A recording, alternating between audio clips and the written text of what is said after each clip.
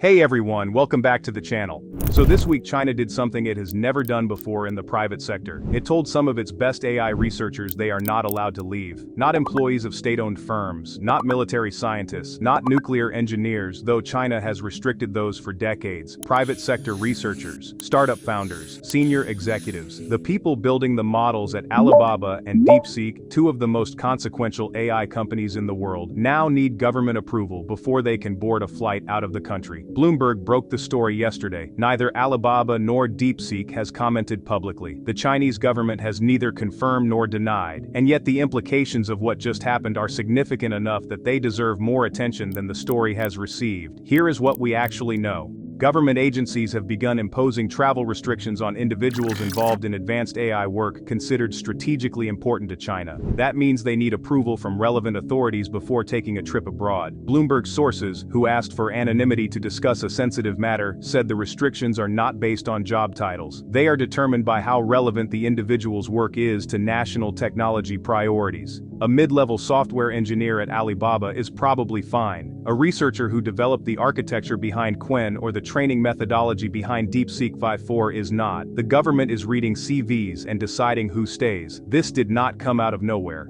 In March 2025, the Wall Street Journal reported that Chinese authorities had been advising top AI founders and researchers to avoid traveling to the United States, an early signal of how closely Beijing had come to guard AI talent as both an economic asset and a national security priority.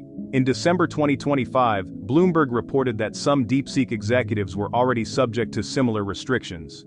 Two co-founders of Manus, a Chinese AI startup that relocated to Singapore in 2025, were reportedly barred from overseas travel before the move. And TechCrunch confirmed this week that DeepSeek's parent company, quantitative hedge fund Highflyer, had been holding certain staff passports directly, a detail that tells you how seriously the restriction is being enforced at the company level, not just the government level. What changed this week is the formalization and expansion of these controls into a broader policy framework covering private sector AI more generally. What was ad hoc and company-specific is now, apparently, systematic. Now pause and think about what this tells you about how Beijing reads the current moment. China has imposed exit restrictions before, to executives at state-owned enterprises facing legal proceedings, to people under financial investigation, to military personnel with sensitive clearances. The playbook for restricting movement of people who know important things is not new in China. What is new is applying it to employees of private technology companies on the basis of their technical knowledge alone, not because they are accused of anything, not because they are under investigation, because the government has decided their expertise is a national asset that cannot be allowed to walk out the door. The comparison the Pravda USA piece made is the one worth sitting with. China is now treating its top AI researchers the way it treats nuclear scientists. That is not a casual analogy. It is a precise description of a policy category. Countries restrict the movement of nuclear scientists because nuclear weapons capability is considered existential, and the knowledge in a person's head is considered as strategic as the weapons themselves. China just extended that logic to AI, and the country doing it is the one that is closest to closing the performance gap with American frontier models. Stanford's 2026 AI Index put the gap between the best US and Chinese models at just 2.7% as of March, down from 31% in 2023. That closing gap is the context that makes this week's announcement legible. When China was 31 points behind, it needed talent to flow freely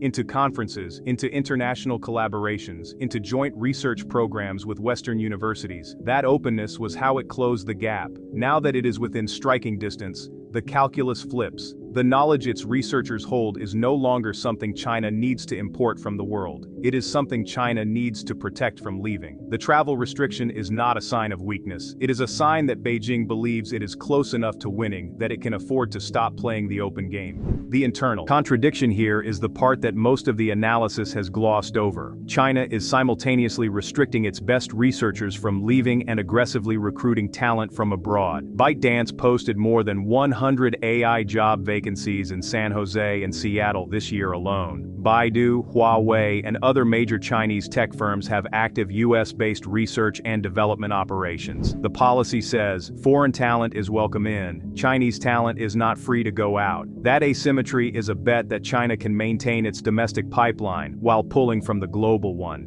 Whether that bet holds depends on whether Chinese researchers start to see the travel restrictions not as a temporary wartime measure but as a permanent feature of working in Chinese AI. If they do, the best of them will find ways around it, and the next generation will think twice before joining companies where their passport is a managed asset. Chris Miller, the author of Chip War and one of the most credible voices on US-China technology competition, testified to the Senate Foreign Relations Subcommittee earlier this year that America's edge in AI talent is fragile and much smaller than its advantage in chips. The Hoover Institution went further in a report on DeepSeek's talent base. Over half of DeepSeek's researchers were trained entirely in China, and of the researchers who passed through elite US institutions, nearly three-quarters had returned home. The report called it a critical blind spot in U.S. technology policy and argued that export controls and compute investments alone cannot preserve American advantage. The country that trains the most people and keeps them is the one that wins the long game. China just made its position on that question explicit. The investor's eye view of all this is equally uncomfortable. Seeking Alpha's analysis of the Bloomberg report noted that for investors with exposure to Chinese AI companies, the travel restrictions introduce a new category of risk that does not show up on a balance sheet. If top researchers at Alibaba and DeepSeek perceive these restrictions as career-limiting, it could trigger a subtle but significant brain drain away from the companies most affected. The signals to watch: key researchers quietly leaving affected companies, a slowdown in published research output, reduced participation at major international AI conferences. None of those things are easy to measure in real time. By the time they show up in the numbers, the damage is done. There is also a question that nobody has publicly asked Anthropic, OpenAI, or Google yet, but that someone will. What happens to your China-born researchers when they visit family, attend an international conference, or take a role that requires travel to Asia? The US has its own version of this story, a reverse brain drain documented by CNN showing at least 85 rising scientists leaving US research institutions for Chinese ones since the start of last year, driven partly by visa delays, partly by slashed research budgets, partly by a political environment that has made foreign-born researchers feel unwelcome. The talent war is not one-sided. Both countries are making it harder to be the other country's asset. The question is, which set of restrictions does more damage to the research output that actually matters?